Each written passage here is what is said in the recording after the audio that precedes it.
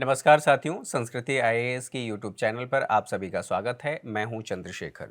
तो आज के सेशन में हम बात करने वाले हैं जलवायु सेवाओं के लिए भारत का पहला राष्ट्रीय ढांचा। ये राष्ट्रीय ढांचा क्या है, इससे संबंधित कौन कौन सी बातें हमें समझनी चाहिए, वो सभी बातें आज के सेशन में हम समझेंगे। उससे पहले आप सभी को एक ज़रूरी सूचना देना है। बीपीएससी के लिए संस्कृति आईएएस एक ऑनलाइन कोर्स शुरू कर रहा है। यह कोर्स 15 अक्टूबर से शुरू हो रहा है। इसकी फ़ी जो रखी गई है ये 25,000 है, अर्थात 50% डिस्काउंट के साथ है।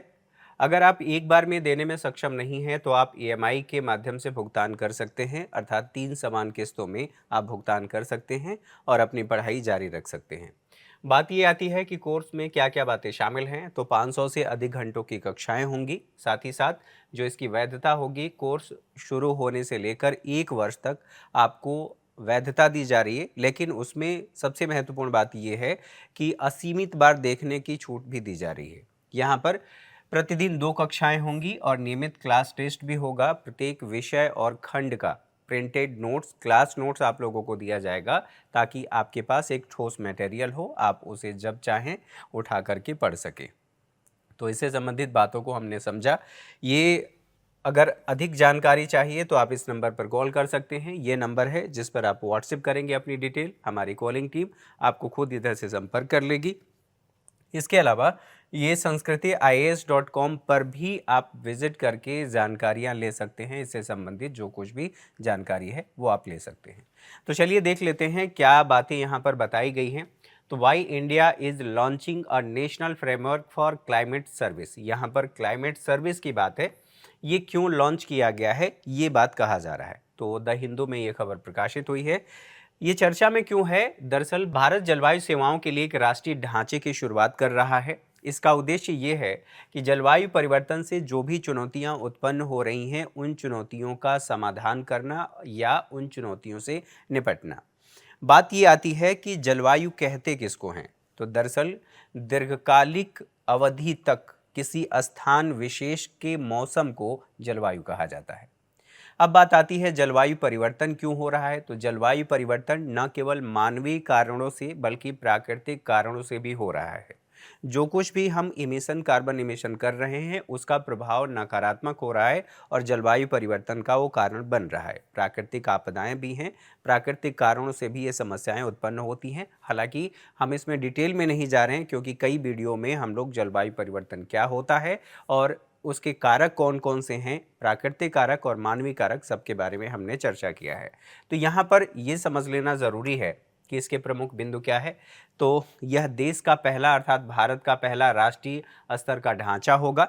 यहाँ पर कहा गया है कि ढांचा होगा, साथ ही यह करेगा क्या? तो जलवायु सेवाएं और उससे संबंधित जानकारी प्रदान करने का काम करेगा। बात ये आएगी कि इसकी नोडल एजेंसी कौन सी है। तो भारतीय मौसम विभाग, विज्ञान विभाग इसका नोडल एजेंसी है। साथ ही साथ कार्यक्रम का यह निर्माण भी करेगा और उसका कार्यान्वयन आप ऐसे कह सकते हैं कि उसको लागू करने का कार्य करेगा। यह किस पर आधारित है? तो सबसे महत्वपूर्ण बात ये आप लोगों को ध्यान रखना है कि global framework for climate service की ढांचे पर यह आधारित है और उन्हीं उद्देश्यों को पूरा करने के लिए ये भारत के द्वारा लाया गया है। अब यहाँ पर बात कर लें जलवायु सेवाओं के लिए जो वैश्विक ढांचा है, जब हम इसको समझ लेंगे तो भारत जो सर्विसेज लेकर के आया है, जो ढांचा लेकर के आया है, उस ढांचे की उपयोगिता को हम समझ पाएंगे। तो यहाँ पर इसकी स्थापना कब की गई थी? तो वर्ष 2009 में इसकी घोषणा और स्थापना की गई थी। स्थान कहाँ पर? तो जिनेवा में तीसरे जो विश्व जलवायु सम्मेलन हुआ था, उसी सम्मेलन के दौरान इसकी स्थापना हुई थी। इसमें साझेदारी किसकी है? तो सरकारों की है, अर्थात देश के सरकारों की है और अन्य संगठनों की है, जैसे आप एनजीओ कह सकते हैं, उन सब की इसमें हिस्सेदारी है। ये कार्य क्या करते हैं? तो जलवायु से संबंधित सूचनाओं को एकत्र करना, सेवाओं का उत्पादन करना और उसका बेहतर उपयोग करना और इस दिशा में रोकथाम को बढ़ावा देना। ढांचे का नेतृत्व कौन करता है और कैसे किया जाता है? तो राष्ट्रीय मौसम विज्ञान विभाग। अगर किसी भी देश की बात करें, जैसे भारत की ही बात करें, तो राष्ट्रीय मौसम विज्ञान विभाग इस ढांचे का नेतृत्व करता है। साथ ही साथ जल विज्ञान से संबंधित जो सेवाएं दी जाती हैं, दोनों मिल करके इन ढांचे का या इस ढांचे का नेतृत्व करते हैं। अब बात आती है इसके उद्देश्य की, तो एक साथ ये आने की सुविधा प्रदान करता है। अब एक साथ कौन आएगा?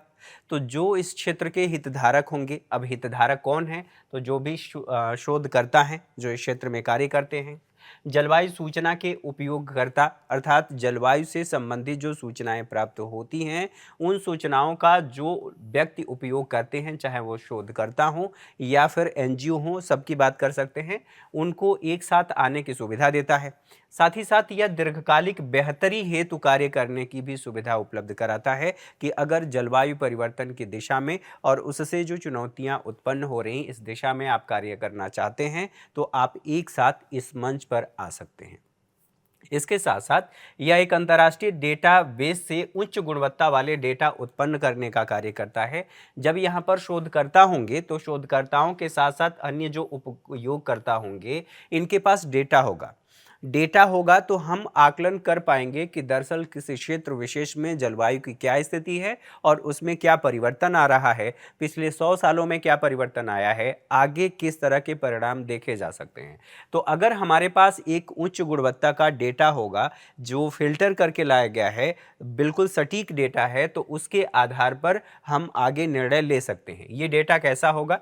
किसी क्षेत्र विशेष में तापमान कैसा है, वहां पर वर्षा कैसी है, हवा कैसी है और मिट्टी में नमी की मात्रा है या नहीं है, अगर है तो कितनी है। साथ ही साथ उस क्षेत्र विशेष में समुद्र की क्या स्थिति है और अन्य मौसम मानदंड, जैसे ऐतिहासिक औसत जो मौसम का मानदंड रहा है वो क्या रहा है, और इन सब के माध्यम से हम एक मानचित्र का निर्माण कर पाएंगे कि इस क्षेत्र विशेष में ये समस्याएं हैं, मौसम को लेकर के, जलवायु परिवर्तन को लेकर के और उससे उत्पन्न समस्याओं को लेकर के, तो हम एक मानचित्र तैयार कर पाएंगे। जैसे भूमि का एटलस जारी किया जाता है, उसी तरह से हम एक मानचित्रण कर सकते हैं, मानचित्र का निर्माण कर सकते हैं, और इसके माध्यम से जो जोखिम है और जो भेद्यता है, उन सब का हम विश्लेषण करेंगे और फिर उसके आधार पर हम कार्रवाई के लिए तैयार रहेंगे या उस दिशा में प्रयास कर सकते हैं। आकलन और दीर्घकालिक अनुमान तथा परिदृश्य हम बना पाएंगे कि दीर्घकालिक स्थिति में यहाँ पर क्या परिवर्तन हो सकता है या परिवर्तन होने वाला है। इसके अलावा बात ये होती है कि इसके घटक कौन कौन से हैं। तो अवलोकन और निगरानी, साथ ही साथ अनुसंधान, मॉडलिंग और भविष्यवाणी करना, जलवायु सेवा सूचना प्रणाली भी इसमें शामिल है, उपयोगकर्ता इंटरफेस प्लेटफॉर्म भी है, और इन सब के माध्यम से इसमें यह कहा गया है कि हम क्षमता निर्माण करेंगे जो इस दिशा में हमारा महत्वपूर्ण पहल होगा।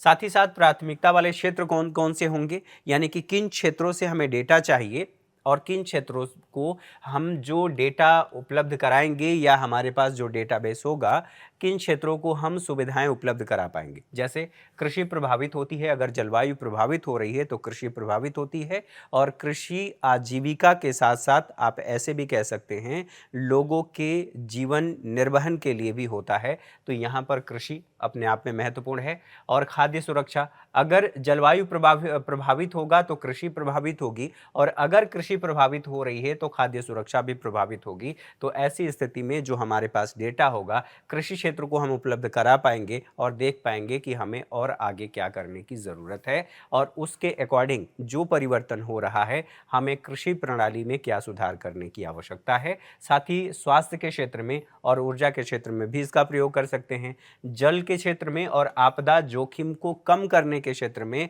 इन जानकारियों का हम प्रयोग कर सकते हैं। तो ये बातें आप यहाँ पर समझ सकते हैं।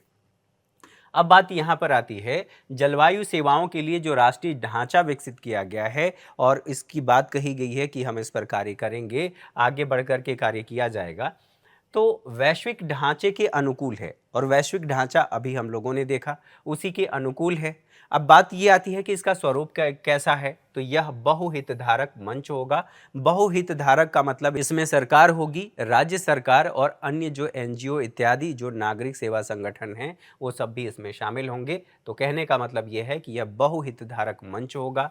यह किस पर आधारित है, तो देश के विशिष्ट मौसम और हितधारक की ज़रूरतों के अनुकूल है।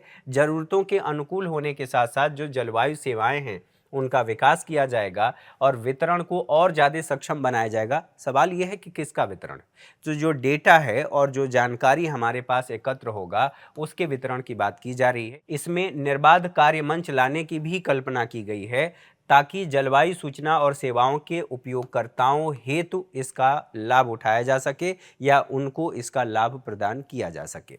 साथ ही साथ लक्ष्य की बात करें तो संस्थानों के मध्य समन्वय स्थापित करना।